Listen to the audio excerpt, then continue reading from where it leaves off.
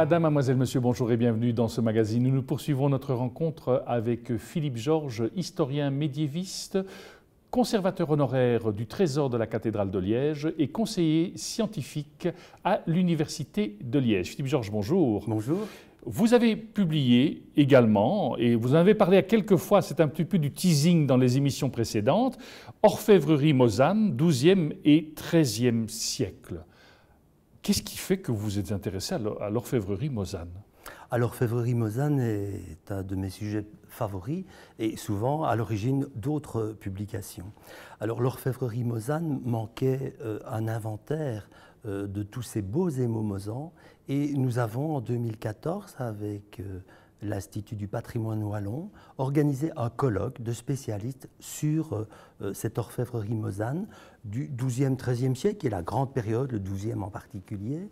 Et nous avons sorti un volume qu'on distribuait, le premier volume, qu'on distribuait aux participants. Donc j'ai coordonné ces deux volumes, j'ai eu le privilège de coordonner tous ces spécialistes européens et même américains concernant cette orfèvrerie Mosane, parce que l'orfèvrerie Mosane est conservée aussi outre-Atlantique et dans, je sais pas, dans de nombreux pays, Saint-Pétersbourg, enfin je ne sais pas moi, beaucoup de musées ont comme ça quelques belles pièces d'orfèvrerie Mosane, et c'était l'occasion, si vous voulez, de faire une synthèse, de voir aussi où en était la recherche dans ce domaine-là, histoire de l'art bien entendu, mais également interdisciplinaire. Bien entendu l'archéométrie, hein, qui m'est toujours fort à cœur. Je suis d'ailleurs collaborateur au centre d'archéométrie ici à l'Université de Liège que dirige David Strivet. Et ça nous permettait, avec David Strivet notamment, de préparer ce colloque à l'Université de Liège avec l'IPOE. Et 2 ans plus tard, parce qu'il a fallu 2 ans pour synthétiser les communications, on sortait le 2e volume, 2014-2016. Et à ce moment-là, j'étais, donc c'est ça que vous faisiez allusion, en contact avec les musées américains, puisque je faisais un inventaire aussi, mais qui avait déjà été fait par un de mes prédécesseurs, Philippe Verdier, pour ne pas le citer, dans les années 60, de ces émaux mosans et rhénans, parce que l'art rhéno-mosan, parfois, c'est un peu difficile. Enfin, c'est plus spécialisé de distinguer l'art rhénan de l'art mosan, mais c'est l'art mosan, moi, qui m'intéressait. Et je vous faisais allusion lors d'une précédente émission à tout ce que j'ai retrouvé comme correspondance de mes prédécesseurs dans ces musées. Je pense notamment au musée de Baltimore, où j'ai retrouvé de la correspondance de Philippe Verdier, qui a été conservateur, ou à Cleveland, où je suis allé également, qui a des pièces d'orfèvrerie Mosane extraordinaires, et bien entendu New York, avec le triptyque de la Sainte-Croix dont nous parlions précédemment. Ici, sur la couverture, c'est le buste reliquaire du pape Alexandre, qui est au musée royal d'art et d'histoire à Bruxelles, qui est une des grandes pièces du trésor de Stavelot. On parlait du triptyque de Wiebald de Stavelot à New York. Ici, c'est l'autre pièce du XIIe siècle, Wiebald ayant été l'abbé de Stavelot. Il est mort en 158, ce qui a, disons, été à l'origine d'un grand mécénat et de pièces vraiment formidables de cet art mosan. Et sur l'autre volume, c'est assez intéressant, puisque c'est une pièce que j'ai eue en main aussi. Je ne sais pas où elle est conservée maintenant, mais moi je l'ai vue chez le marchand, à savoir à Paris, elle était en vente. C'est un phylactère qui provient de l'abbaye de Lobbes.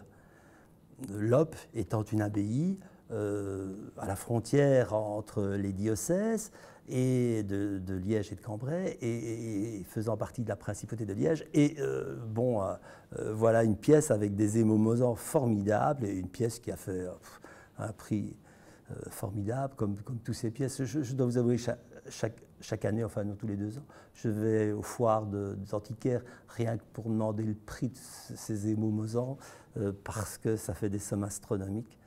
J'ai eu la chance de pouvoir en acquérir un petit morceau il y a de ça 2 ans pour le trésor de la cathédrale de Liège. Cette orfèvrerie, elle est profondément religieuse. Oui, elle est profondément religieuse. L'iconographie est particulièrement intéressante, l'iconographie biblique. Et les liens entre, d'une part, les émaux et toutes les autres sections d'art, la sculpture monumentale, les manuscrits, bien entendu, hein, les manuscrits qui vont très souvent être en relation directe avec les émailleurs. Et nous avons vraiment une école d'émaillerie mosane dont le troisième tiers du XIIe siècle est probablement l'âge d'or. Et oui, il faut évoquer évidemment le travail de Neil Stratford, qui est d'ailleurs venu à Liège, à notre colloque, que j'avais rencontré dans les années 80, conservateur au British Museum, qui a fait un travail pionnier pour les émaux conservés au British Museum.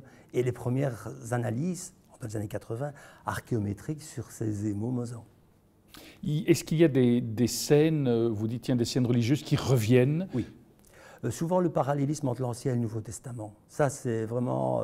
ils aiment beaucoup les comparaisons entre l'Ancien et le Nouveau Testament. Et puis, je ne sais pas, pour prendre ici l'invention de la Sainte Croix, ici, puisqu'on a une relique de la Sainte Croix et on a toute l'histoire d'Hélène et de la découverte de la Sainte Croix. La même chose sur le triptyque de Stavelot. On a aussi la légende de la Sainte Croix, Constantin, la bataille contre Maxence, l'importance... Parce que, encore une fois, les reliques sont importantes. Ici, vous voyez, il n'y a plus de reliques, mais au centre, mais il y avait une relique, bien entendu. Et on a la chance parfois d'avoir ces petites authentiques, ces petits documents. C'est le cas, par exemple, dans le triptyque de Stavelot. On a des petits documents qui attestent que c'est une relique de la Sainte Croix, des Lignio Domini, du bois du Seigneur.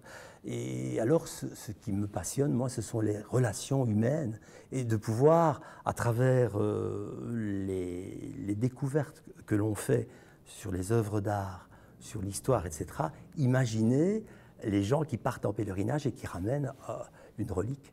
Par exemple, Popon de Stavelot, qui est un grand abbé de Stavelot au XIe siècle, a vraisemblablement ramené pour la région des reliques de Terre Sainte. Et on retrouve des reliques de Terre Sainte dans différentes églises dépendantes de l'abbaye de Stavelot.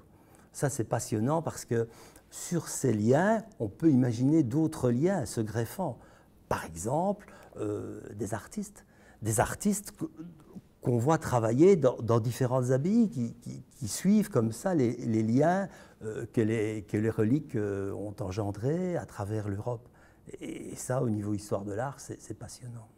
Quand on dit que l'orfèvrerie, elle est principalement religieuse, est-ce qu'elle n'est que religieuse au XIIe, XIIIe siècle? Elle n'est pas que religieuse, mais la majorité des œuvres ayant survécu sont des œuvres religieuses. Et je rappelle encore que les collections privées, hein, ici c'est une collection privée évidemment, mais les collections privées américaines ou même européennes ont vraiment joué un grand rôle dans la sauvegarde de ces œuvres religieuses à la Révolution. Parce qu'à la Révolution, ça a été terrible. Et la même chose pour, vous savez, rien n'a changé sous le soleil, c'est la Révolution française à Paris, quoi, hein, le trésor de Saint-Denis.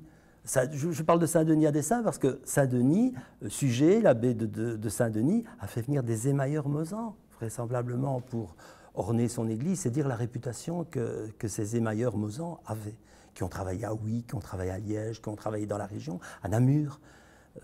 Voilà. Et alors, ça nous permettait... Oui, aussi en Italie, c'est la nouveauté peut-être de ce volume, c'est que ma collègue du très beau musée Palazzo Madame à Turin a comme ça inventorié les œuvres d'art mosan qui se trouvent en Val d'Aoste ou dans la région d'Italie, qui étaient peu connues. Et une fois encore, c'est très intéressant les liens entre régions à travers des œuvres d'art. C'est passionnant. Dans ces œuvres d'art, justement, dans ces liens, vous avez l'impression que ces œuvres ont bougé tout au long des siècles, ou bien elles ont voyagé, ou bien elles sont quand même restées... Mais c'est des cadeaux qu'on pouvait faire. Donc lorsqu'on va demander une relique et que c'est un personnage important, bah, on va peut-être faire exécuter un reliquaire pour l'offrir au roi, l'offrir à l'empereur, etc. Donc l'œuvre peut être offerte à l'empereur et on peut retrouver alors un très beau reliquaire en plein milieu du Saint-Empire, hein, c'est très vaste le Saint-Empire. Voilà,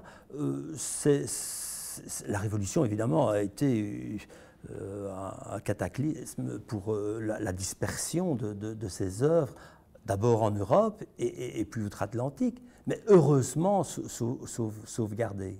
J'insiste peut-être là-dessus, mais c'est vraiment important parce que je crois qu'on n'a pas encore, chez nous, la conscience de la valeur de ces œuvres. Et je vais vous parler c'est un petit peu contre mon métier que je vais parler, mais le grand public va vous demander combien est-ce que ça coûte. Et nous sommes appelés comme conservateurs à donner des valeurs, des objets. Donc il faut suivre le marché. Et on est parfois étonné des prix exorbitants que font les émaux. Lors d'une conférence au Louvre l'année dernière, j'ai un émail que je vais voir chaque année à la foire de Maastricht et qui est chez un grand antiquaire parisien. Et j'avais lancé un appel pour l'achat de ce bel émail où on voit le tau. Cette inscription du tau, on voit la scène représentée sur un émail du XIIe, il est en vente, quoi. Ce serait intéressant de pouvoir acheter comme ça. Et ça a été le cas, notez, on a essayé de racheter un émail du triptyque de Stavelot, et c'est Berlin qui l'a acheté, parce qu'ils avaient les moyens, ils ont mis les moyens pour racheter un des 2 émaux circulaires qui se trouvaient d'antan sur le triptyque de Stavelot. Si je vous parle du triptyque de Stavelot, c'est parce qu'il est représenté ici, et c'est ces 2 médaillons. L'un est à Francfort, l'autre est à Berlin. C'est les 2 vestiges de ce fameux, j'ai dit triptyque, mais c'est le retable de Stavelot. Donc il y a le triptyque et il y a le retable de Willibald. Et le retable, nous le connaissons par un dessin conservé au XVIIe siècle et qui est conservé aux archives de l'État à Liège. Et il est représenté ici. Et ce retable de Stavelot insérait la châsse de Saint-Remacle en son centre, dans l'abbaye de Stavelot. Voilà une occasion donc de découvrir l'orfèvrerie mosane donc du XIIe et XIIIe siècle, à nouveau richement illustrée. Philippe Georges, merci beaucoup d'avoir pris le temps tout au long de ces émissions de nous replonger dans ce patrimoine religieux, de nous faire découvrir un petit peu toute la beauté de l'histoire de l'art et de comprendre de quelle manière, évidemment, on comprend mieux l'histoire aussi par le biais de tous ces objets d'art que vous nous avez présentés tout au long de ces émissions. Avec plaisir. Merci à vous. Nous arrivons au terme de ce magazine. Merci de votre fidélité. Au nom de toute l'équipe qui a préparé ces différentes émissions, il ne me reste qu'à vous souhaiter une excellente journée et je vous dis d'ores et déjà à très bientôt pour une nouvelle série.